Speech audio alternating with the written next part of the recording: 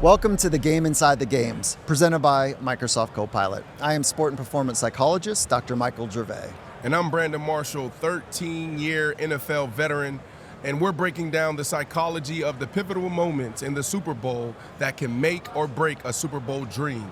In the 2 weeks between the championship game and the Super Bowl, teams have what seems like a rare gift in football: extra time to recover, to reset, to prepare. But instead of a break, oftentimes the opposite takes over. The Super Bowl becomes everything. There is so much noise. The analysis, the expectations, both physically and mentally, it is flat out on. The game is everywhere, in every conversation, every news segment, every commercial. There's doubters, there's cynics, there are supporters, and the players, they've got to create this bubble to manage it well. And for those who are unskilled with the mental part of the game, the moments meant for rest and recovery can be a breeding ground for anxiety. And here's the thing. Stress isn't just a performance issue, it's a mental health issue. If you already deal with anxiety, depression, or pressure-triggered struggles, the Super Bowl magnifies everything. Today, we're breaking down what happens when there's no off switch for 2 weeks, why some players thrive in the pressure, and why some get crushed by it. Okay, Brandon, give us a play when your number was called. So you're in the huddle, you know that the ball's coming to you. And walk us through what that's like when, in two ways, when you're on your game, when when you're running out, to get lined up, that's like, all right, here we go. And give us the take on when you're like, oh man, I'm not quite feeling right now. Like walk us through that experience. Well, first, it's before the moment, right? It's the situation. In football, the wins and losses really are, created in situational football, right? So 2010 is my contract year. It's important information.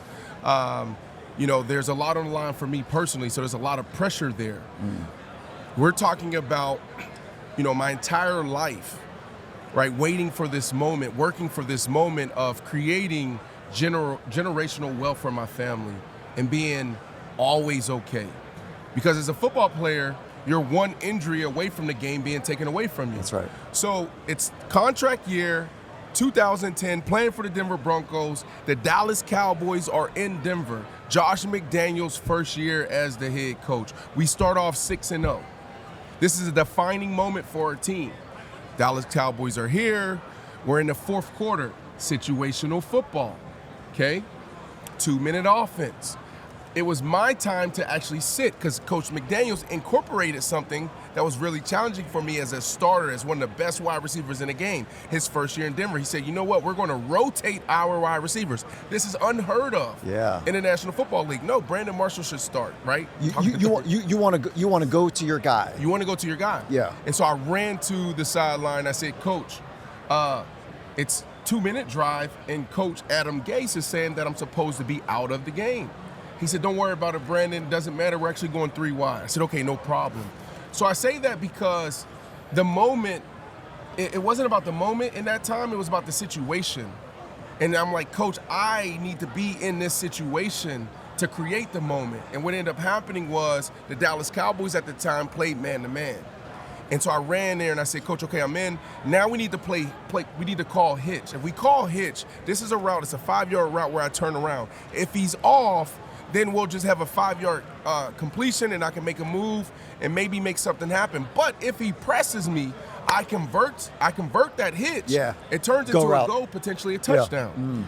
He calls the play, he listens to me. Well, first he makes sure I'm in the game, then he calls the play, he listens to me. Wait, hold on. You're directing this whole thing. Yeah. I was asking about your mindset, and you're kind of sitting above the whole thing, right? The situational awareness, and you're like really hyper aware contextually of everything that's going on, right? 100%. So you're kind of pulling the pieces together. Like, look, Coach, I know what we've agreed on, but like now's the moment. Like, give me. And he's like, don't worry about it. We got you. You're good. Go. That's right. And now you're also designing the play. 100%, because now you're talking about the moment, and the reason why this is important because I believe there's some players, especially being out in the Super Bowl, where you know ball, and there's this collaboration between player and coach, and so for me, I understand the scheme of this defense, and I understand my skill set, my teammate's skill set.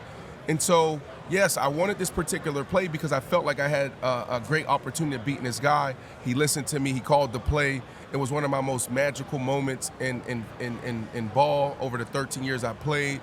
They ended up playing press, Terrence Newman. I converted it. I caught the ball, cut back, scored a touchdown. We won the game. And after that, what happened was I no longer rotated. Right? Stayed in the game at the 2-minute mark. No. Moving forward, I no longer rotated. Remember, he was in this process of rotating all receivers. And so I had to manage that mentally, right? The mind games that teams may play. And so after that play, I ran to the sideline and said, Coach, I'm not rotating anymore, right? And then I went on to have one of my best years. I signed the biggest contract at the wide receiver position in the history of the NFL after that. So that play did so much for me. Wow. Oh my God. So bring us into like now the intimacy where it's just you and you're looking against your defense, the defense, and it's just you and your own self. What are you saying to yourself? What is that like in that moment? Are you in like a staggered stance? Like what does your lineup look like on that unique play? So in that particular play, yeah. So I actually was split out to the right, left foot up, and what I'm paying attention to in those moments is it's actually not really what's happening there. You know, I'm just validating the work in the film that I watch going in. Are you saying that to yourself, like you put in the work, let's go? No. It's all about process now. Okay. It's now, all right, 70% of the time in this moment, 2-minute drill, game is on the line, they play one press, he now plays inside a little bit or head up. And so now this move that I said I wanted to run against this look in this moment. He's showing it. Is it good to go? Yeah. Well, it's good to go, right? Because I've already prepared for this moment. So now I'm just validating what I already watched on film and the week of work, Wednesday, Thursday, Friday. So, we got out there. I saw good to go, and I went to my move. You also, I've seen you over the years and up close and personal, like you'll take a breath. Like you'll do something to kind of center yourself in. Can you walk through what you're doing there as a way to adjust to all the noise, all the intensity, all of the analysis that you naturally are gifted at doing? Yes. Like what do you do to settle into your process once you've read the cues, you got the keys, and then you're like, okay, ball's coming to me, I'm good. Like how do you get to that place? Yeah, we have to understand, right? Like sport is a microcosm of the world, society. And, in these high pressure situations, we can learn a lot from athletes, right? The Tom Brady's of the world, the Russell Wilsons of the world, the Pete Carrolls of the world. Like, how do you manage stress? How do you manage and cope with these high pressure situations? When you win or lose, can you bring yourself back there on the baseline? So in this particular moment, I didn't have the skills and tools yet to self-regulate, right? Yeah, right. So there was some challenge. That was at the start of this thing for me about performance and going from, mental health, which may be impairment, to now tapping into performance. So that was your big struggle at that point? That was a big challenge struggle for me at that time, right? Because it wasn't until the following year where I actually went to McLean Hospital and I spent 3 months in an outpatient program. I was diagnosed with borderline personality disorder. Which was beautiful about that, it showed me my purpose, right? So one, I thought I was born to play football. When I was on the campus of McLean Hospital, I was diagnosed with borderline personality disorder, but I was also in mentalization therapy. I was in self-assessment therapy. I was in dialectical behavior therapy. Yeah. I did one-on-one with the great Dr. Gunderson. I did a clinical evaluation, neurological evaluation. So that journey started there from impairment, but then it led me to performance. So 2010, it was just football player. The year after that, 2011, when I was at McLean, after that, I went on this journey of performance. So what I grew to was almost like resetting after every single play so I can stay in the moment, right? Because before I was just trying to manage my emotions and the stress of playing the game. So hold on. Because for folks that don't understand borderline personality, they won't understand what you and I are talking about in this. the intensity of emotional dysregulation, So up and down. the best way to describe borderline personality disorder is this way. Well, one, it presents itself in over 260 different ways in people. So what it looks like in me is different than what it looks like in Ricky Williams. That's right. Or even, at-home mom or weekend warrior, at-home dad. And so the best way to describe it is an emotional disorder. Can you self-regulate? Do you have the skills naturally to bring yourself back down to baseline, to cope and deal with the stressors, the regular stressors of life that we all deal with? It may be normal for you, but for me, I had to take dialectical behavior therapy to pick up these schools and go through radical acceptance. I had to take mentalization therapy because someone dealing with borderline and not having that under control, they may think in black and white. That's right. Well, no, you can't. Sometimes you gotta be in the gray. You gotta be able to navigate the gray.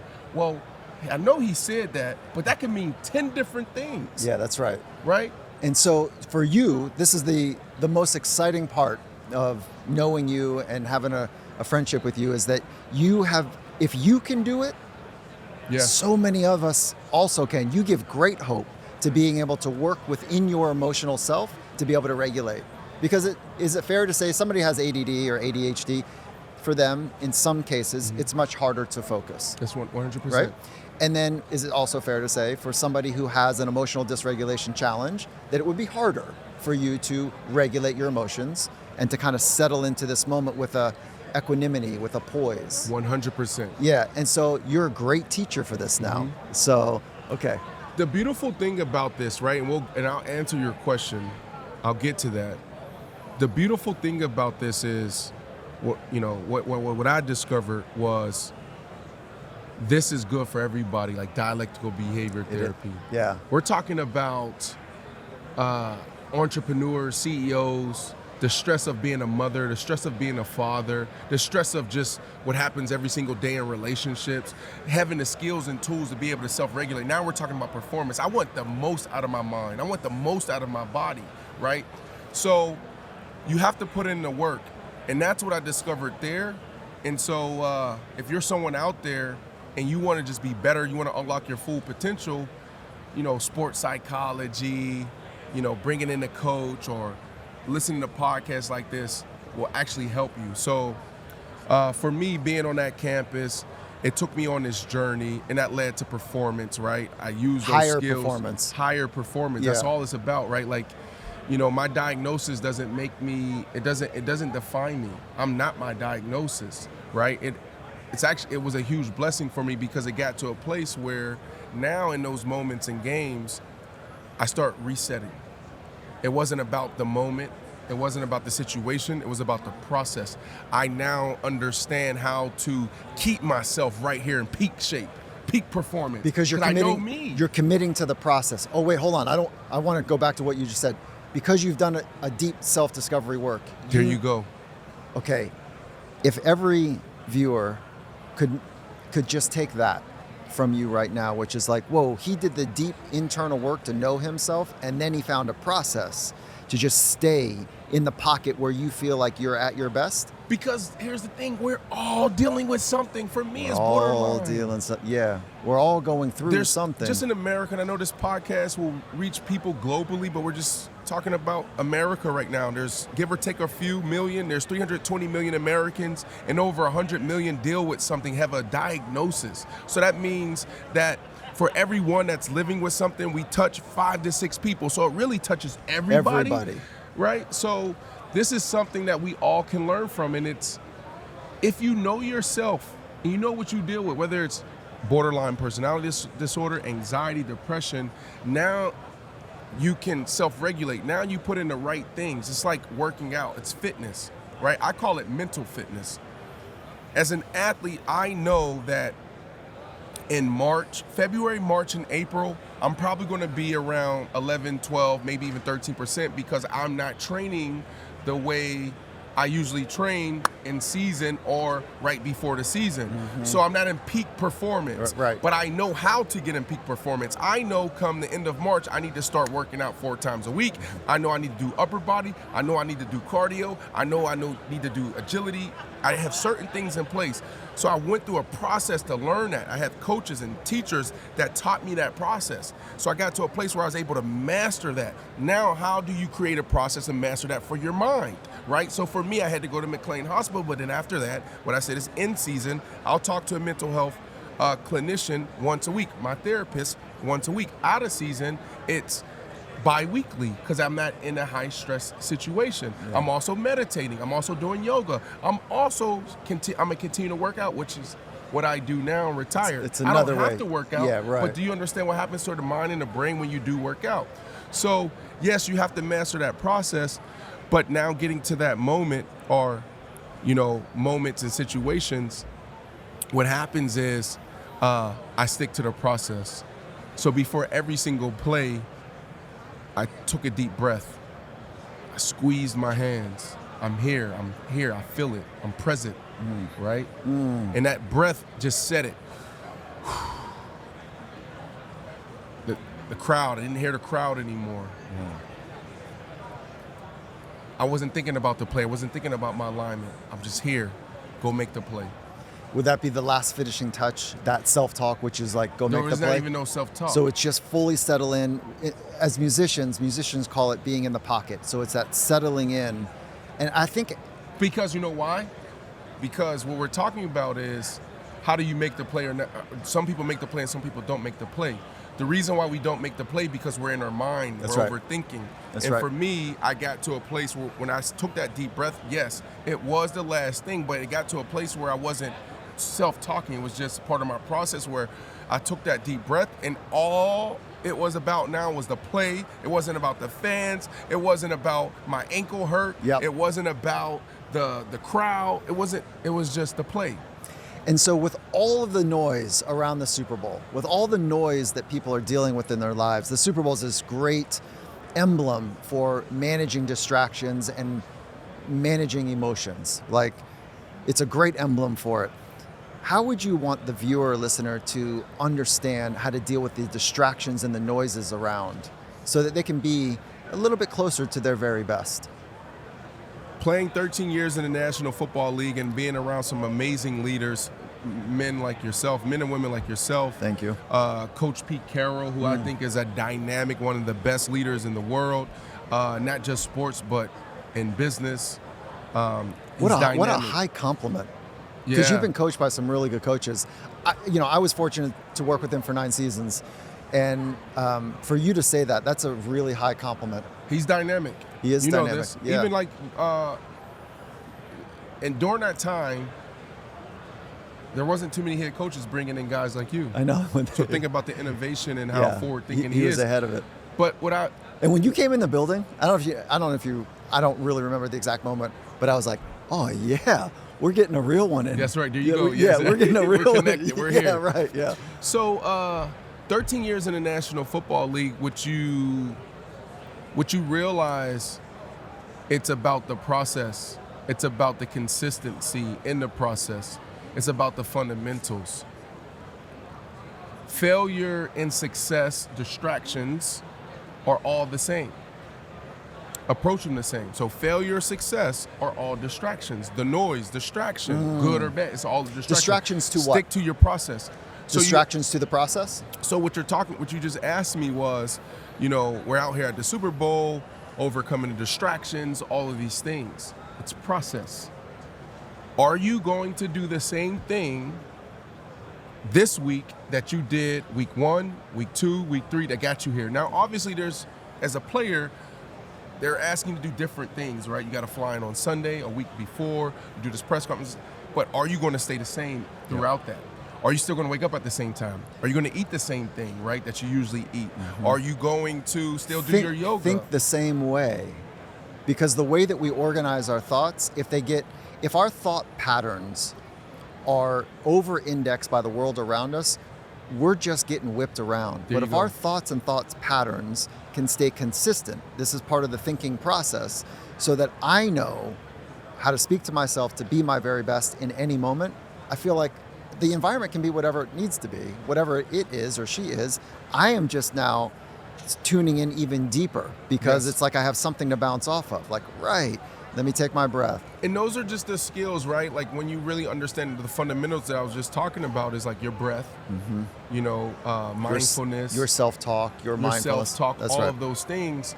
But if you want to take it to another level and you want to get to peak performance, you want to get to that elite level right now, you start to create that lifestyle, that routine. And that's outside of your mind, right? It's like, what time am I waking up? How many hours of sleep am I getting? What am I putting in my body? Because all of that matters. Yeah, right. Right? So 100%. the environment you can't control, like especially if you're if you're an athlete or if you work in corporate America and you have to travel, it's like, well, how do I do this? How do I travel on track? There's still things that you can put in place to keep the thing, right? Like Eli Manning was masterful at this.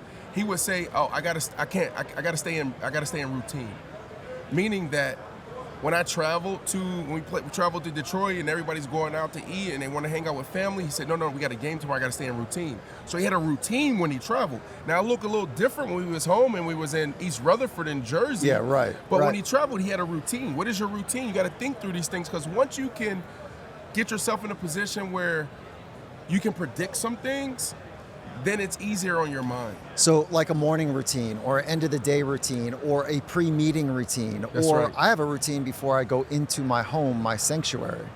So I'm out in the world doing my thing. I need to know that I'm going to be the greatest parent, the greatest partner when I walk into my sanctuary. So I've got a little routine I do there. And then I just want to add, no one showed me how to do that, right? Like you got to make it up yourself in some respects because you care about something. When you care about something, you'll do whatever it takes to be your very best. 100%. And then the last part on the routine is sometimes you got to break the routine. Sometimes like the routine can't be rigid. That's right. Can't be rigid. Can't be rigid. So we do need to be flexible with our routines. So last question here. All right, now it's time for the Confidence Playbook, a special segment presented by Mac Weldon, where we explore the critical role of confidence in high consequence environments. Talk to us about confidence. How do you think about confidence? How do you generate confidence? Yeah. What are some of the ways that you do that for yourself? 2012, I was traded from the Miami Dolphins to the Chicago Bears. And I played with Hall of Famers. At the time, they weren't Hall of Famers. Great players. At the Brian Bears. Urlacher. Yeah, right. Devin Hester. Julius Peppers. And just for the record, I've never seen anyone move like Devin Hester. Like he is remarkable. He was at the Seahawks for a little bit, and like him and Percy Harvin. I know these are two of your peers, but oh my God. different. Now I'm glad that you, out of the three that I just mentioned, I'm glad that you mentioned him. Which one, Percy or Devin? Devin, yeah. So Devin Hester, as great as he is and was, taught me about confidence. This is Devin Hester. We knew during that time, this may have been year 8 for him. He was a Hall of Famer, best in history. And one day, I get on a bus, we're going to a game, and he's sitting there watching his high school film. Because he was in a rut. He hasn't scored a return touchdown in like a year or whatever it was. And so I saw Devin Hester fighting for his confidence. And that was the first time I realized that, it's a process. It's a thing that you have to continually invest in. So when you ask me that question about confidence, that's the first thing that comes to mind because I didn't experience that in my career up until that moment, right? Where I had to really fight for my confidence. But after that I did, even when we were in Seattle, right. That was a process for me. But confidence, if you don't have confidence, what I say in sport when I'm talking to athletes, where I'm like, if you lose your confidence, you die. You die. Confidence is everything. It is the cornerstone. Confidence is everything. Yeah, I know. And it's a skill.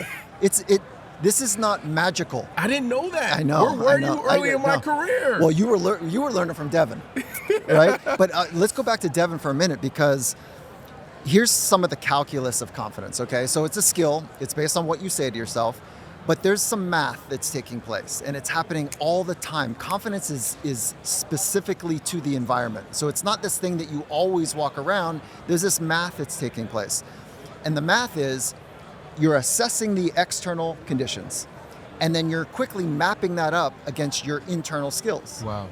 So if you're very clear that you're a learner, you're you adapt really well, you've got great hands, whatever it might be, those are the types of statements and math that allows you to go into other environments and kind of open up the aperture to get loose. Yeah. But if you're constantly like, man, that looks too, man, I don't know, and the math is not right, then we tighten up and we don't feel great. Mack Weldon is on a mission to help men feel more confident through their collection of high-quality apparel that blend timeless style, modern comfort, and substance over image. For 20% off your first order over $100, shop now at mackweldon.com and use the code FINDINGMASTERY at checkout. See, hearing you speak like that, it reminds me of like my experience outside of high performance culture and being in the world. Most people don't know their gifts. I know. They don't sit down and back define. To self-discovery, back to you knowing you. There you go. That's right. There you go. And I think that's important for people, like the self-discovery work. It's a process, and a lot of times it's not easy. It's actually hard, but it's really rewarding. If you look yourself in the mirror and say, for the first time, sometimes you're like, oh, I'm not this, but you're this, right? Sometimes you have to give up some of those beliefs, that belief system that you built up for years. The lies that you may have told yourself. You know, I was telling myself for a long time, I'm 6'4", 265, I run a 4'3", and then like, I'm handsome like you, but it just all fell apart one day when I looked in the real mirror. It's like, damn, I'm not very fast. Right. I don't have Brandon Marshall's body. Yeah, man. So. But then you turn yourself into one of the greatest teachers on the mind thank you. in the world. So sweet. But you had to realize that. Right, I'm not going to the NFL. But you know what? I can still go to the NFL. That's right. That's right. There's lots of ways there. But that's the beautiful thing about that, right? I know we're joking about that, but think about it. You know, you're just like, that's not my thing. But there's a lot of people that think that, you know, this is my thing, and we just fight it and we chase it for a long time. Right at the top, you said something really powerful, is that once I went and did the deep dive of self-discovery, then I knew my purpose. So your purpose was to be a great ball player. Yep. And that's probably never going to be big enough. It's too much about the me and not about the we. Mm-hmm. It's just too small. And I say that with all humility and respect. Yep. Okay. So can you articulate what it feels like your purpose is? That has I know opened my purpose. Up? Yeah. My purpose is to help bridge the gap in the mental health community. And now it's mental fitness, right? Like I just love this performance culture that is, growing every single day. Like people now, it's past mental health. Like, there's a world there. Like when we first started in 2010, I used to go out there and I say, hey, where we're at today is where the cancer community was 20, 30 years ago. Yeah. And it's going to take all this work for us to get here. And now, boom, pandemic hit. And now that's right. It's the biggest conversation. We are aware. So we're here now. Mm-hmm. And there's a lot of people leaning into mental health. But there's this big community that's saying, no, I just want to be a better father. I want to be a better mother. I want to be a better CEO. I want to be a better this. I want to be a better that. And that's performance. There you go. Right? So I'm excited about that. And so I say that because that's my purpose, is to help bridge the gap in the mental health community. So there's still work to do, some awareness that need to be raised. There's resources that need to be raised. It cost me $30-something thousand a month to get the help I needed. But I was blessed to have an NFL contract. Not everybody is privileged to have those type of resources, right? Insurance doesn't cover certain things. So there's still work to do there. But then on the performance side, that's what I'm really passionate about. That's how I created House of Athlete. We have some of the top athletes in the world that come in and train at our facility, and also men and women in the fit gen population, and it's an opportunity for me to share, some of the stuff that I learned from you. Oh, thank you. Right? Yeah, some of the books that I've read, we Yeah. have those there, and it's like, no, 80% of life, 80% of sport is mental. And so we need to be able to have those conversations, develop that. So that's my purpose in life. And that's another conversation as well when we think about wellness and we think about healthiness. If you don't know your purpose, or you're not on that journey of trying to discover that, because it is a journey, I don't know how fulfilling life is, right? And for me, it was at 28 is when I realized that, right? And I feel like around your late 20s to your mid 30s is when you're like figuring that out, right? And there's some people that are fortunate enough to know that early on.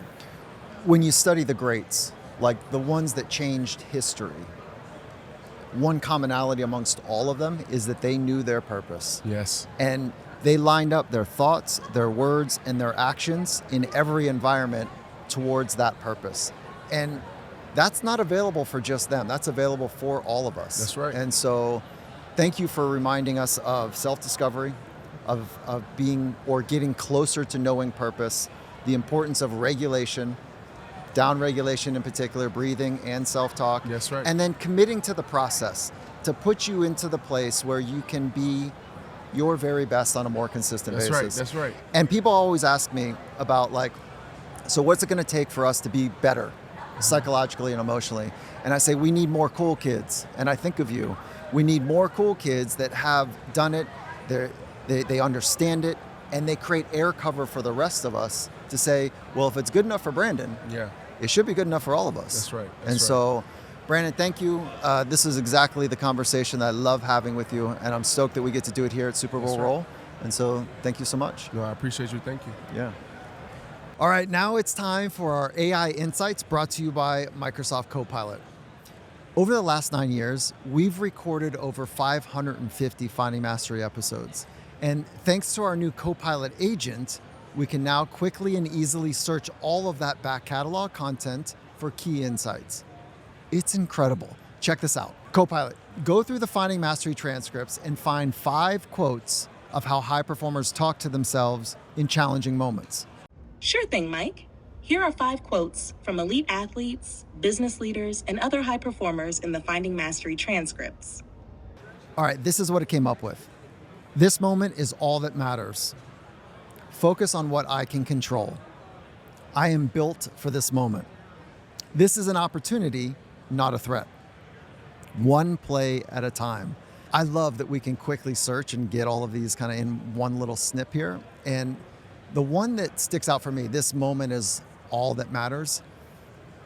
It is so profound in so many ways that this is the moment to be able to really understand and get to the deeper nature of whatever it is that you're doing.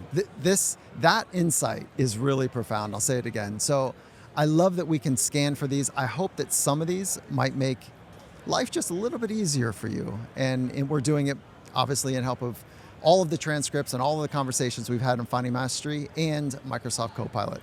So this is really inspiring. I love it. And thanks for tuning in. Hit the subscribe button. And seriously, it helps us way more than you think. And while you're at it, tell your friends, because let's be real. The real game is the game inside the games.